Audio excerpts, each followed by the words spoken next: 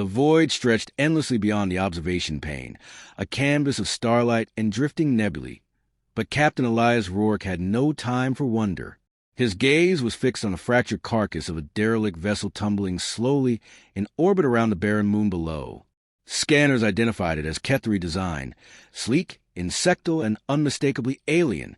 The Kethri did not abandon their ships. That fact alone chilled him more than the sight of the ruin itself. Behind him, the quiet hum of the bridge was punctuated by the uneven breaths of his crew. Lieutenant Nyla stood at the navigation console. Her dark eyes narrowed as she mapped the debris field.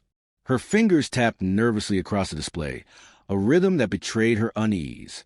To her right, Engineer Darius Holt leaned forward, his broad shoulders tense, his hands clasped so tightly they blanched. Elias had assembled them for their resilience. Yet even they could feel the weight of what the wreckage suggested. Humanity was still a child among the stars, barely 2 decades into interstellar travel, and the Kethri were ancient by comparison. If something had reduced one of their ships to drifting metal, it was a force far beyond anything Earth had yet faced. Life signs? Elias asked, voice clipped, unwilling to let silence breed panic. None, Chin replied, the word dry in her throat. But there's residual energy. Power systems didn't fail. Something tore it apart mid-flight. Elias glanced at Holt. Could it have been mechanical? Holt shook his head immediately.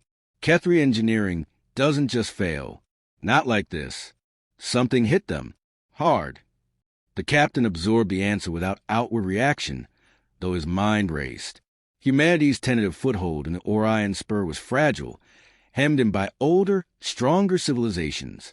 Their survival depended on a delicate balance. Remain useful enough to be tolerated, insignificant enough not to be crushed.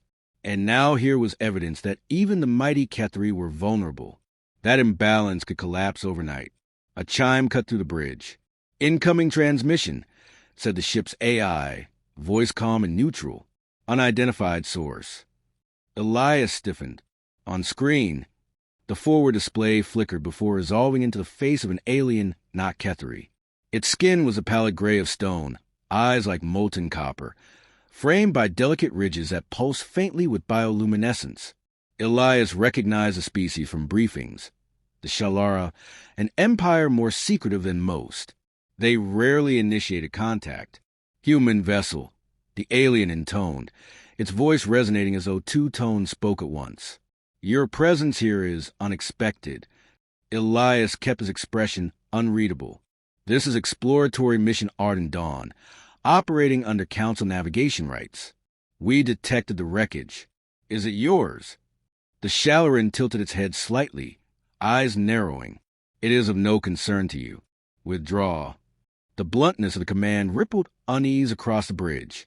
Elias felt his crew's eyes on him, searching for certainty he could not afford to show.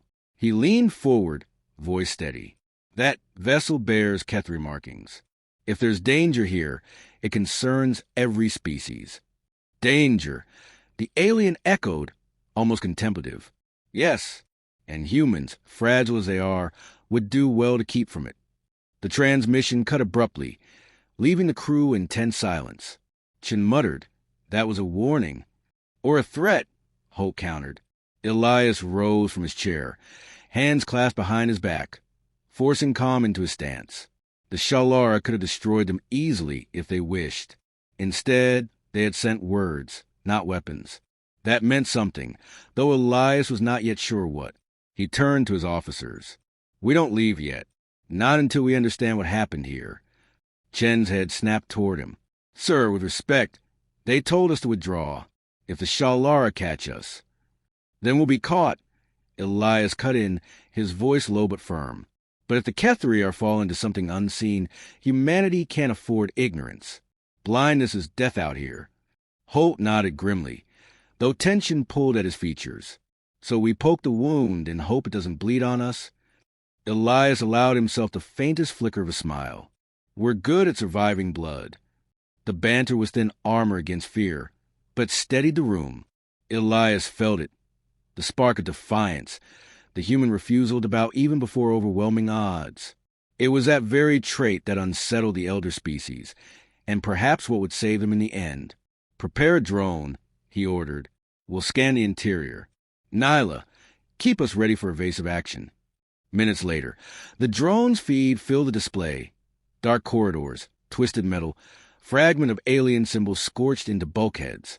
Then the drone turned a corner, and the bridge of the Kethri vessel came into view, or what was left of it.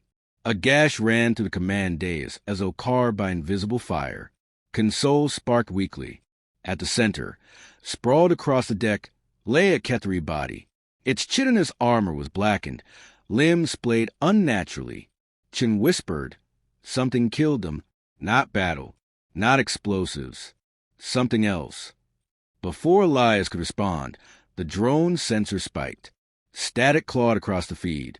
The last image it transmitted seared into their retinas. A shadow, amorphous and shifting, coiled across the walls like smoke given weight. Then the feed went black. Holt swore. That wasn't a mechanical failure. "No," Elias said softly, staring at the dead screen. "That was deliberate." Silence pressed down on them again, heavier this time. Elias knew the choice before him. They could obey the warning and retreat, returning with nothing but rumors to whisper in the council chambers. Or they could stay, risking the wrath of powers far older, and learn what threat had the strength to tear the Kethri apart. He met Chen's gaze, then Holt's. Both waited, uneasy but ready. Whatever command he gave next would bind them all. Elias exhaled slowly, his decision already solidifying. "We stay," he said, "because if this reaches Earth and we did nothing, we'll doom more than ourselves." The words carried no grandeur, no flourish, yet they settled in the room like steel. Chin nodded once, sharply. Holt rolled his shoulders, resigned but resolute. The bridge lights hummed, steady and unyielding. Outside, the derelict turned silently in orbit, its broken form a harbinger of unseen terror. And in that silence, humanity made its choice to step deeper into danger, uninvited and unafraid. The stars, distant and eternal, bore witness. And somewhere beyond their light, something stirred. Word count 998. This section ends with clear decision and tension, introducing the main characters, Elias, Chun, Holt, establishing the central conflict, an unknown threat strong enough to kill the Kethri, plus alien warnings, and closing on a satisfying but unresolved choice that pushes the story forward. Would you like me to continue Section 2 in the same style, around 1,000 to 1,200 words? Or do you prefer me to first expand this one into a slightly longer, slower-paced version with more atmosphere? The wreck hung silent behind them, a splintered relic against the sweep of starlight, yet its shadow clung to the ardent dawn like a curse. Captain Elias Rourke remained on the bridge long after the drone's destruction, eyes fixed on the void where the image of that shifting darkness had last appeared. The crew went about their duties in subdued silence, but he felt the unspoken question pressing from every station. Had he doomed them all by staying? Nyla broke first. "Sir, if that thing was responsible for tearing apart a Kethri warship, what chance do we have?" Her voice carried no panic, only the hard edge of reason. Elias turned, measuring her words. Chun was brilliant, meticulous, a navigator who had carried them through hazards that should have ended them twice over. Yet beneath her discipline lay a fear Elias understood well. The fear of becoming another drifting hulk in forgotten space. "Our chance," he said evenly, "lies in knowing what we face. Ignorance kills faster than any enemy." Holt snorted from his console, fingers dancing over diagnostic readouts. "Ignorance doesn't kill faster than plasma fire through the hull. That drone didn't just short out. Something reached into its systems and squeezed. Which is why," Elias replied, his tone sharp enough to halt further protest, "we learn before it decides to reach for us." The exchange settled into silence, though it was not relief. Jim returned to her maps with a tighter jaw. Holt buried himself in engineering data, and the ship's hum grew almost accusatory. Elias' new leadership was more than issuing commands. It was carrying the weight of consequences before they arrived. His chest felt heavy with that weight. Hours stretched, punctuated only by the drone of engines and the occasional flicker of sensor readings. Then the calm crackled to life. "Incoming transmission," AI announced. "Source, Shalara vessel, designation unknown.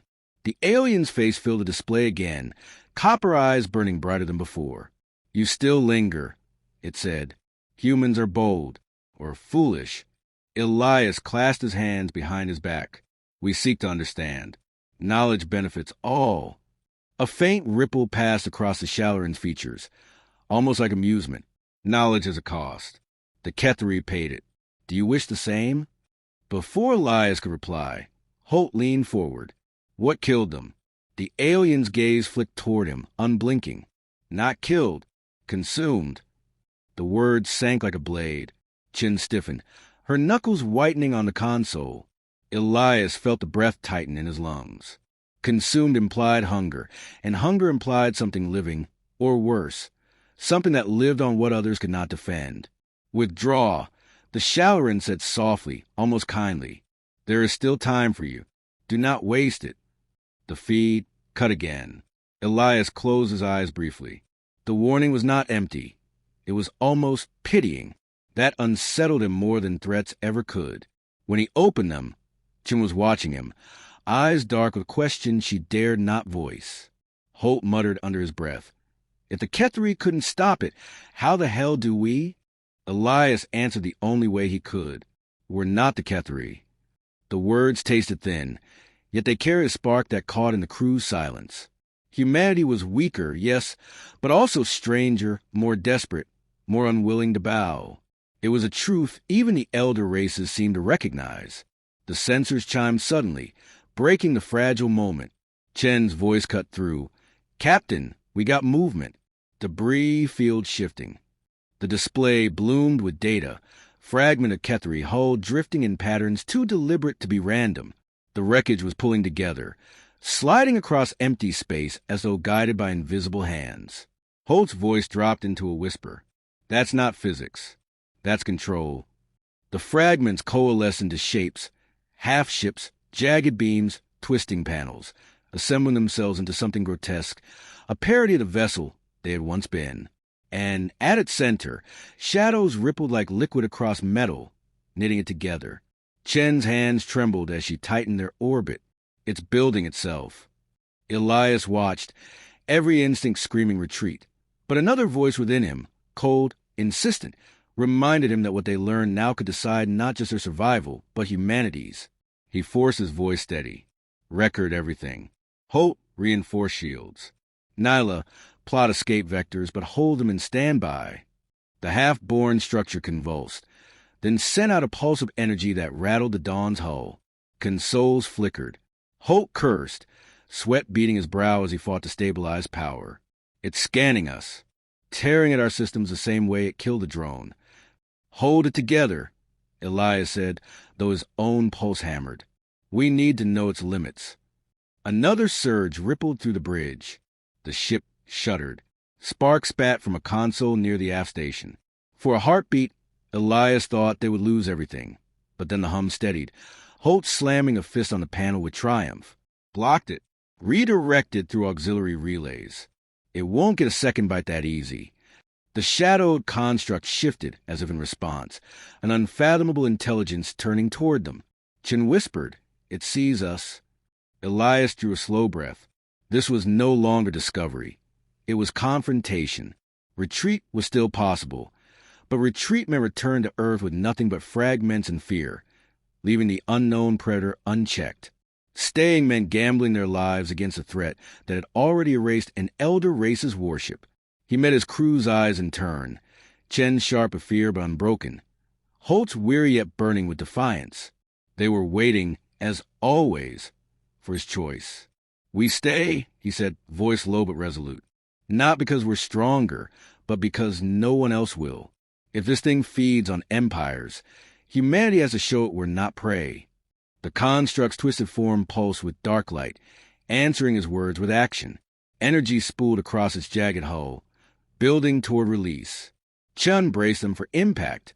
Holt cursed again, hands flying across controls. Elias stood firm, feeling the weight of his decision tighten into certainty. The first strike came like a thunderclap, rattling the ardent dawn to her bones. Shields flared, metal groaned, but they held. In the sudden blaze of resistance, Elias felt something stir in his chest. A fierce, reckless pride. Against the darkness, against the warnings, against the odds, humanity had chosen to stand. And the battle had only just begun. Word count 996. This section deepens the central conflict, the unknown entity that destroyed the Kethri, expands the crew dynamics, and ends with direct clash, a satisfying end that drives readers into Section 3. Would you like me to make Section 3 lean toward a tactical battle climax, HFY ingenuity triumphing in combat, or a psychological/philosophical climax, human defiance and unpredictability reshaping the conflict? The ardent dawn reeled under the onslaught, her shield straining, hull plates trembling as if the void itself sought to crush her. Sparks cascaded from ruptured panels, bathing the bridge in strobing light.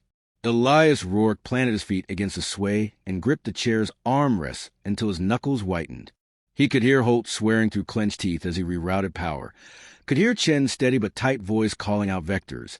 But beneath the chaos lay a silence, a question none of them dared to speak. How long until the ship gave way?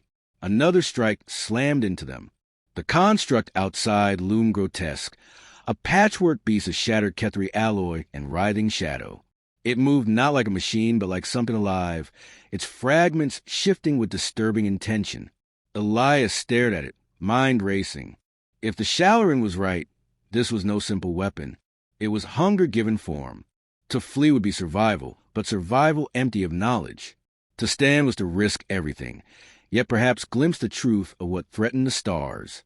Shields at 30%. Holt shouted. Sweat ran down his face, his hands a blur across the console. I can patch them once, maybe twice, but after that, then we make those patches count. Elias cut in. His voice carried a steadiness he forced through sheer will. He could not let them hear his fear. Chen's eyes flicked to him. Captain, if we stay, it's not just risk, it's suicide. Elias turned to her, and in that moment, he allowed a fragment of truth to show. Every civilization out here believes humanity is fragile, forgettable. If we run now, they'll be right. If we hold, if we survive, we prove them wrong. And sometimes, he added, eyes narrow on the writhing shadow, survival isn't enough. Sometimes we have to fight for the right to exist. Her lips pressed into a line, but she nodded. Holt exhaled harshly, muttering, Then let's give the bastard indigestion. The crew snapped into motion, driven not by orders alone, but by conviction. Chen angled the Dawn into a spiral, forcing Construct to adjust, buying Holt seconds to divert power from life support into the weapons grid. The ship groaned as if protesting, but the forward cannons flickered alive. Targeting its core, Holt said, eyes blazing with defiance. The cannons fired, twin lances of searing energy cutting into conglomerate mass. For an instant, the shadows recoiled, the fragments shuddering apart as though startled. Hope sparked on the bridge. Then the darkness flowed back together, knitting the wound as if mocking their effort. It's healing, Chen whispered. Elias leaned forward, mind grasping for thread he felt was there. Not healing, consuming. It feeds on energy, technology, whatever it touches. We can't overpower it. We have to outthink it. Holt slammed his fist on the console. Then give me a target I can break. Elias's gaze flicked to the data scrolling across the screen. The construct's pulses mirrored the rhythms of the Dawn's own systems, like an echo. It's trying to synchronize with us, draw us in the way it did the drone. Holt, can you invert the relays, give it chaos instead of order? The engineer blinked, then grinned wolfishly. Feed it noise? Oh, I can give it the worst meal it's ever had. He tore into the controls, rerouting energy into scrambled loops, destabilizing the ship's patterns into unpredictable surges. Lights flickered wildly, engines sputtered in uneven bursts, even the gravity shifted erratically. To an outside observer, it would look like a vessel on the verge of collapse, but to the entity trying to latch on, it was poison. The construct convulsed. Shadows rippled violently, fragments tearing against each other as though confused, disrupted by the incoherence. It's working, Chin breathed, steering them into tighter arcs, forcing the entity to chase, never letting it recover rhythm. Elias felt his pulse quicken. They were not stronger, but they were stranger, less predictable, and in that lay their strength. He seized the moment. Hope! Overload the engines. Controlled detonation, directed at its core. Chun, line us up. You want to blow our engines in its face? Hope barked. I want to remind that humanity bites back. Elias answered. The seconds stretched into eternity as they prepared. Chen's hands were steady now. Her earlier fear transmuted into fierce precision. Holt's mutters were almost gleeful as he forced the machinery to bend to his will. Elias stood tall, watching the writhing horror loom closer, its hunger palpable. Now, he barked. The dawn surged forward, engines howling, then unleashed their overload in a blinding torrent. The explosion rippled through space, a spear of chaos slamming into the construct heart. For the first time, it screamed, not in sound, but in vibration, a psychic tremor that rattled bone and thought alike. The fragments tore apart, shadows writhing in disarray, dispersing into the void. The bridge shook with the backlash. Consoles flickered, alarms blared, and hope swore as the engine sputtered near failure. But through the haze, Elias saw the construct unravel, its form scattering into lifeless debris. The hunger retreated, slipping back into the dark between stars. Silence fell, broken only by the hiss of cooling metal. Chin sagged against her seat, relief trembling through her. Holt let out a bark of laughter, ragged but triumphant. Elias remained standing, chest heaving, eyes fixed on the fading shadows. They had not destroyed it, not truly. They had wounded it, driven it back, proved that humanity would not kneel. That was enough. For now. He turned to his crew. Record everything. The Council needs to see this. And so does Earth. They'll know we faced the darkness and endured. Chin nodded, a faint smile breaking through exhaustion. We didn't just endure. We fought. Holt leaned back, wiping sweat from his brow. And we lived to brag about it. That's the part one like. Elias allowed himself the smallest smile. Yet his mind lingered on the Shalaran's warning, on the pity in its voice. The enemy they had faced was only a fragment of something larger, hungrier. Today they had survived. Tomorrow they would be hunted again. But tomorrow could wait. For now, humanity had earned its place in the stars not through power, but through defiance, ingenuity, and the refusal to be prey.